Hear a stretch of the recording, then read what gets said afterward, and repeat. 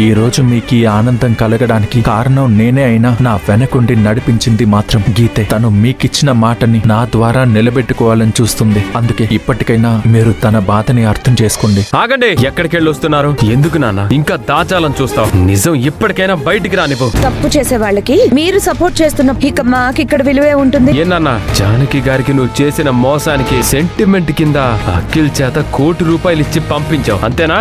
అఖిల్ గీతలు జానకి గారితో వెళ్ళడం మాతో పాటు నువ్వు కూడా చూసావు కదా. నిప్పులేందే పొగ రాదనంటారు. వాళ్ళు తప్పు చేయకపోతే మేమెందుకంటావు? నిజం తెలిస్తే జానకి గారి కన్న బిడ్డ ఎవరనేది తేలిపోతుంది. ఆవిడ్ని మోసం చేసింది మావయ్య గారే అని అఖిల్ అంటాడు, కాదని మావయ్య గారు అంటారు. లేదు బిడ్డ కూడా ఉన్నాడు అని గీత అంటుంది. అదంతా అబద్ధమని మావయ్య గారు కొట్టిపడేస్తారు. అయినా వీళ్ళు మా జానకి అత్తయ్యతో ఎంత తిరిగినా మళ్ళీ ఏమి అనరు. అంటే ముందు చూస్తున్న మనల్ని వెర్రి వాళ్ళని చేయడం తప్ప వెనక వీళ్ళంతా ఒకటే. అనవసరంగా అత్తయ్య మావయ్య గారి గురించి ఆలోచించి ఆవేశపడి నేను మా ఆయన చెడ్డవాళ్ళం అవుతున్నాం. మా జానకత్తయ్య కన్న తల్లే కావచ్చు, కానీ ఆ లోటు తెలియకుండా పెంచింది మీరు. అందుకే పెంచిన మీ ప్రేమని అఖిల్ ఎప్పటికీ వదులుకోడు. అఖిల్ కి మీరు మా జానకత్తయ్య ఇద్దరు అమ్మలే. రేపు నిజం తెలిసినా మీలో తను ఎవ్వరినీ వదులుకోడు. అఖిల్ ని జానకిని దూరం చేసి నేను పాపం చేశాను. ఎప్పటికైనా ఆ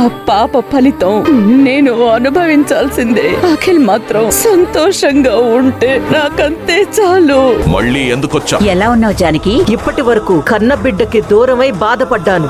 ఇక మీదట ఆ కన్నబిడ్డతోనే సంతోషంగా ఉంటానని మీ కొడుకు కోడలికి చెప్పడానికే వచ్చాను. ఈ ఇంటికి పెద్ద కొడుకైనా మా ఆయనకి ఈ ఆస్తిలో హక్కు లేదన్నట్టు చూశారు కదా. మొత్తం అఖిల్కే దారదత్తం చేస్తున్నారు. ఇంకొక్క మాట మాట్లాడితే తొళ్ళు రాలగొడతాను, జాగ్రత్త. ఎందుకు వదినా? మా తప్పేం లేకపోయినా ప్రతి విషయంలో మమ్మల్ని దోషులని చేసి మాట్లాడతావు. ఇది మంచి పద్ధతి కాదు. మానుకో వదినా. నువ్వు భార్య అనడానికి